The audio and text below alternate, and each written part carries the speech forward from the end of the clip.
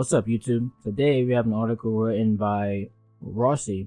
This is his back in the day, his personal blog on WordPress. So the title of the article is Withholding Sex, and it was written on January 16, 2008. Overall, this blog post is pretty much going over his opinion on when a girl decides to, as he quotes, use the tactic of withholding sex. So starting off, interestingly, he says, he quotes one of his maxims, and this is number 25, and it goes as follows.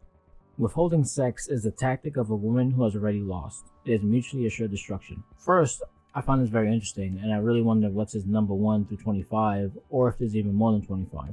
So I'm definitely going to come out in the future with another video telling you guys all of his maxims, because we can probably learn something from that. And so he has pretty much 3 main points that he wants to discuss, right? So the first point is that this tactic only works on guys that can't score elsewhere. So example, you're with a chick, right? And you guys are, in a relationship, it was great, it's going good, but now she's starting to withhold the sex from you, right? So you either have 2 options, right? You either leave the relationship and go have sex with somebody else, right?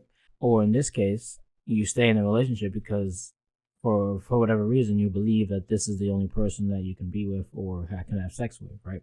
So that's why he's saying it would only work on guys that can't have sex elsewhere. Now, the second thing, his main point is, tactics that work cause women to lose disrespect and happiness in the relationship. So what he's saying is, if you're with a chick, if you're with a woman, and you're in a relationship, and she starts withholding sex, and for whatever reason, maybe you didn't see it coming, maybe you're not really thinking, but you allow this to work. So for example, she's like, nah, we're not gonna have sex anymore. Oh, did you do your chores? Or yo, let's go. Oh, nah, I don't want to fuck because yada yada yada. Something that happened, she got upset about. Now she's saying this. So if you allow this to happen and you're like, fine, we won't have sex, and then you go ahead and do the thing or make up to her, that's going to cause her to lose respect for you as well as her happiness in the relationship. It's like you can call it a manipulation tool, but it's more of like she's trying to get what she wants out of you, and so she's deciding to withhold sex to get it.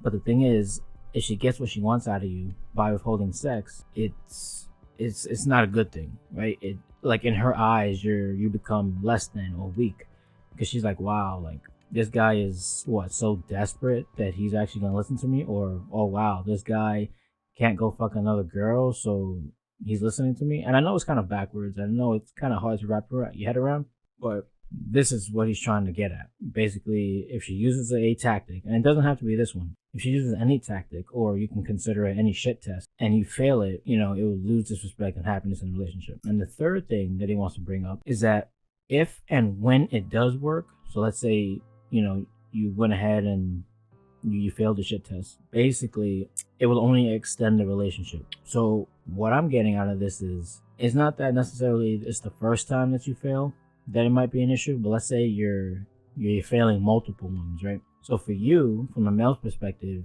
maybe you'll think there's something wrong, maybe you're trying to fix something, you're trying to suck her up and just fix your relationship. But on her end, and again, I'm not sure myself, but I'm gonna assume that she's not consciously aware of doing what she's doing, but the more shit tests you'll fail, the worse and worse it's gonna get, and eventually it's gonna come to a point where it's just gonna be like mutual destruction, as he says. You're gonna be so tired of the bullshit, she's gonna be unhappy and upset, and you guys are just gonna most likely go each other's separate ways.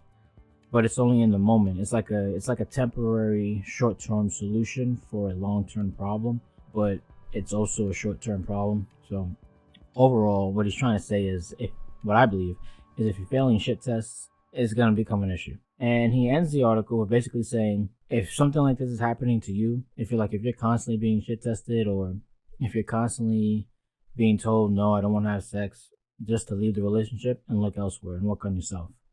So improve yourself, become a better man, and then go mess around with another chick. And on a side note, he has stated that once upon a time that he had rejected a woman's sexual advances, and he said it wasn't, he quotes that it's not on purpose, but that he was tired, and that for whatever reason, by him saying he was tired and that he didn't want to have sex, made the chick, she had a big ego hit. Like, she couldn't understand why, she wasn't understanding if there was something wrong with her.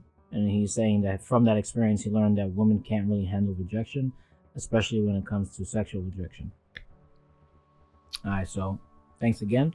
If you liked the video, please leave a like, drop a comment, and subscribe. I'd really like to hear your thoughts on what exactly you think about this article. I think it's very interesting, and I'm really interested in his maxims, and I want to know what are the numbers from 1 to 25, and if there are more. And I'm definitely going to make a video on that, and maybe even make a video on each one. So alright, thanks you guys for showing up. I'll see you next time. Peace.